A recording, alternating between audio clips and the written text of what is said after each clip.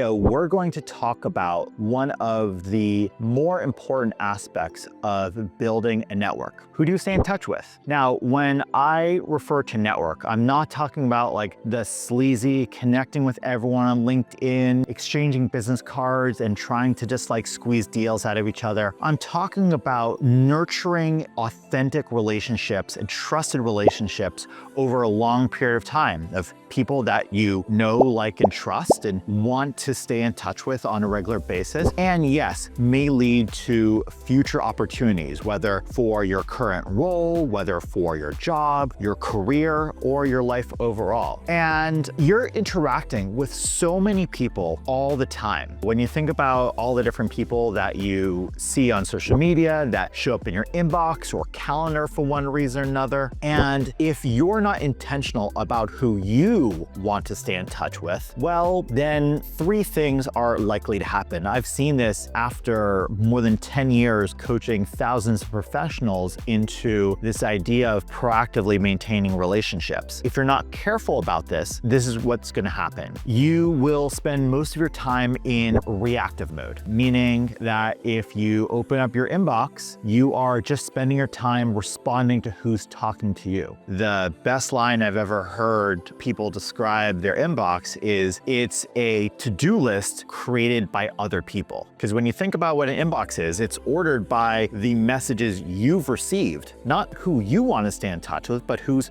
talking to you. So you can spend all of your time just reacting to who's showing up in front of you and not necessarily being proactive. Therefore, issue number two, you will constantly forget about people and lose the depth of relationship. Just because, for example, you had a really great connection and a really great client relationship doesn't necessarily mean that that's going to stay there forever, right? You move on to other projects, they move on to other aspects of their life, and you risk losing the depth of relationship. That means that people will also forget about you just as you forget about them. When my wife and I first got married, we bought our first condo together, and the agent that we worked with did a fantastic job and we really liked them. And at the end, they gave us a really nice breadboard. And then we moved on with our lives and work and career and everything like that, and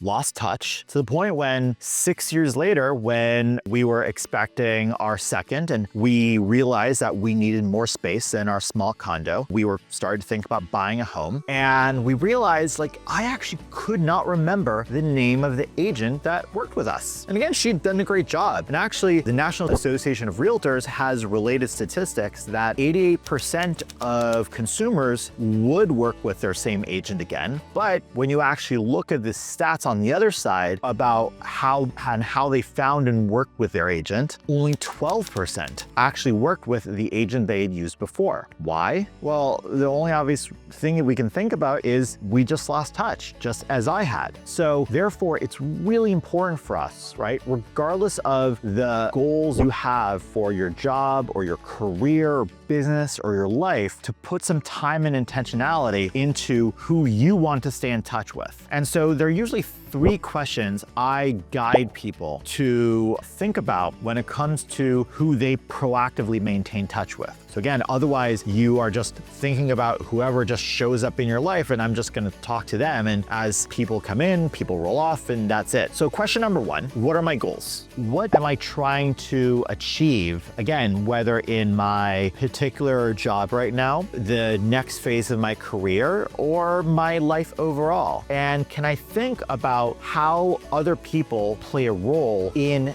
that? So for example, if I am building a startup, in order to successfully build a startup, I need really great talent. Therefore, I want to think about, well, who are the people that I could hire one day? If I want to raise investment capital, great. Who are the investors that I can maintain touch with? Not necessarily to fund my business in the next couple months, but maybe 2, 3, 10 years down the line. Let's say that you get most of your business via repeat and referral referral business and you'd like to continue doing that versus, let's say, just relying on cold leads and bus ads and cold email campaigns, so great. I need to make sure that I'm doing a good job maintaining touch with those people. The second question that I think about is, who are the types of people I want to surround myself with? Now, we've all heard the line, you are the average of the 5 people that you spend the most time with. And so yes, of course, there's a lot of the people in your personal life, right? You know, your significant other,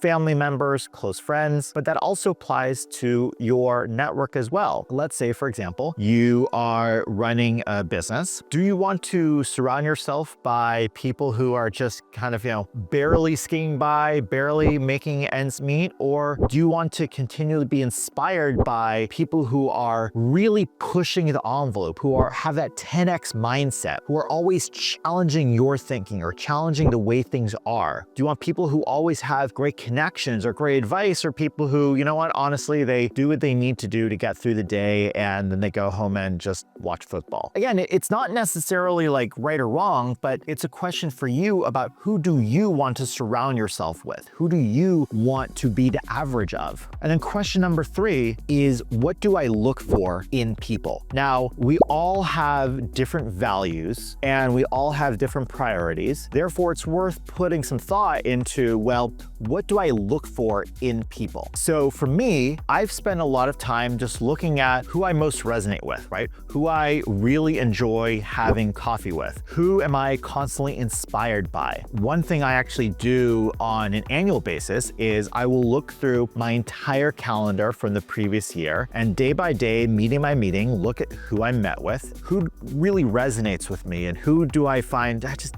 really didn't really connect with them. And Joe Polish, for example, has his ELF framework, so easy, lucrative, and fun. For me, I think about FAT, so not fat, but FAT stands for fun. They have to be fun to hang around with. I have to really, truly enjoy. A for ambitious. So they have to be striving for something, whether professional, right? Like trying to build a business or accelerate their career or build some new skill, or it could be personal, right? They're trying to do an Ironman. That's totally okay, right? But I want someone who has some ambition that also gets me to be just a little bit more ambitious. And finally, talented. Now, again, they have to have some kind of talent in one way or another. It doesn't even necessarily need to be relevant to what I'm doing at any point in time. It could be a talent that I just find interesting, or a talent that you never know may come into handy later on, or I may know someone else who's looking for someone with that skill set. So these are the people that you want to put in your CRM, whether it's a CRM like Relatable or even just like a simple tracking spreadsheet. These are the people that you regularly look at and try and catch up with. And when you have a minute, do you open social media and just see who's talking at you? Look at your inbox and see who's